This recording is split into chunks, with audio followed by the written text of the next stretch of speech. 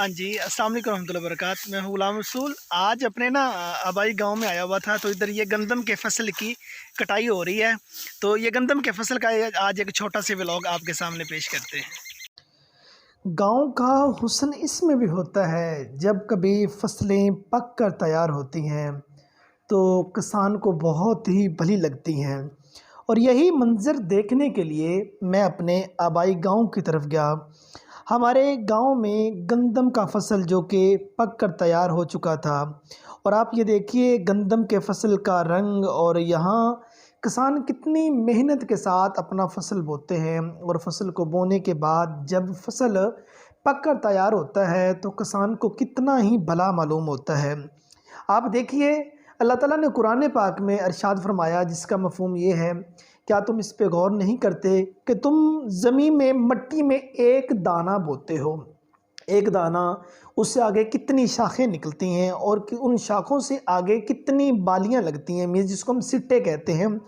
और एक बाली में कितने दाने होते हैं। और गौर व फिक्र करने वालों के लिए ये भी रब्बे करीम की निशानियां हैं। और ये वाले मनाज़र जो कि मेरे गांव के मैंने रिकॉर्ड किए हैं, बड़े ही भले मालूम हुए। आज से 3-4 दिन पहले आबाई गाँव की जानब गया, और ये हमारा गंदम का फसल जो कि पक कर तैयार हो चुका है, इसका विज़िट किया। और इस फसल में चंद तस्वीर जौन सी हैं वो ली, वो तस्वीर जौन सी हैं वो सेव कर ली। अच्छा, ये भी एक ऐसा लम्हा होता है, ऐसा मरहला होता है जब कभी आप परेशानी के आलम में हो, आप इन्हें देखें। और उसके बाद मेरी तबीयत लहराई, मेरा जी चाहा कि मैं भी गंदम की कटाई करूं, अपने माजी में थोड़ा सा भाग कर वापस जाऊं। तो आखिर दरांती पकड़ी और अल्लाह का नाम लेकर मैंने गंदम कटाई करनी शुरू कर दी। करीब खड़े हुए चंद लोग हंस रहे थे और मुझे कह रहे थे कि आपने जब से पढ़ाना शुरू किया है, काफ़ी देर बाद आपने दरांती पकड़कर ये गंदम की कटाई शुरू की है, लगता है ये काम आपको भूल चुका होगा। मैंने कहा ऐसा बिल्कुल भी नहीं है, ये काम मुझे भूला बिल्कुल भी नहीं। और गंदम की कटाई के बाद वहाँ से निकला, और ये हमारे ननिहाल ददियाल के मामू चाचू और कज़न लोग गंदम की कटाई के बाद ये थ्रेशर लगाई थी, ये जानवरों के लिए भूसा जिसे हम तूड़ी कहते हैं, ये वो इकट्ठी करके ट्राली में लाद रहे हैं। इसके बाद ये हमारा मक्की का फसल, ये सरसब्ज़ और लहलाता खेत, ये भी एक खुशी का बायस होता है। हाँ जी, गांव की ज़िंदगी कितनी मज़े की ज़िंदगी होती है। इस वक्त गया हुआ था कि अपने जो फसल है वहाँ गंदम की कटाई हो रही थी, गंदम की कटाई को देखा। और आपने पीछे कुछ शॉर्ट से क्लिप भी देखे होंगे जिसमें मैं खुद गंदम की कटाई कर रहा था। ठीक है, ज़ाहिर सी बात है, एक ख़ुद अपना एक देहाती कल्चर से ताल्लुक़ था। पहले के सारा काम किया करते होते थे, गंदम की कटाई करना, चावल का फसल जौन सा है वो लगाना, और उसके बाद जानवरों का चारा काटना, जानवरों को चारा डालना, ठीक है ना, आलू मक्की वगैरह ये तमाम फसल जौन से थे वो किए जाते होते थे, और करते भी थे, और करने का मज़ा भी था।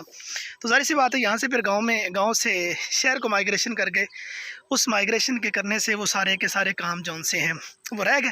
आज दोबारा से ट्राई की थी करने की, तो वो फसलों की कटाई की है, तो यकीनन मज़ा आया है, बड़ा ज़बरदस्त था, एक अच्छा सिस्टम था। तो इस वक्त ये आपको लेके जा रहे हैं हमारे टरबैन की तरफ। टरबैन चल रही है, मीन्स मोटर पानी वाली, उसके कुछ नज़ारे आपको दिखाते हैं। गंदम के फसल का विज़िट करने के बाद मैं अपने घर की जानब, अपने गांव की जानब चल पड़ा। ये देखिए सूरज ग़ुरूब होने का वक्त है, ये पगडंडी और ये छोटी सी सड़क, इसके दाएं बाएं सब्ज़ा और वो गंदम की कटाई करके बंधी हुई गठरियाँ, कितना ही खूबसूरती का मंज़र पेश कर रही है। ग्रीनरी आप मुलाहज़ा फरमाइए। इसके बाद ये गांव के एक पगडंडी के साथ साथ कुछ जड़ी बूटियाँ और ये बहता हुआ पानी भी इंसानी तबीयत की ताज़गी का बायस बनता है। और ये हमारे घर की दीवार के बिल्कुल साथ अम्मा जी ने एक खजूर की गुठली फेंकी थी, जहाँ से खजूर इस वक्त कितनी भली और कितनी बड़ी लग रही है, और इस वक्त इसके साथ खजूरें लगती हैं। और जब कभी गांव में जाना होता है, खजूरों का मौसम हो, तो यहाँ से खजूरें तोड़कर खाते हैं तो बहुत ही मज़ा आता है। और ये हमारे गांव की टरबैन घर के बिल्कुल साथ है और ये चल रही है। और ये आप देखिए इसका पानी कितनी रवानी के साथ बह रहा है और इसके दाएं बाएं सरसब्ज खेत कितना खूबसूरत ये नज़ारा पेश आपने कर रहे देखा हैं। टरबैन पीछे चल रही है, वो टरबैन का पानी और सूरज गुरूब होने के करीब है, वो कितना खूबसूरत मंजर पेश कर रहा है। और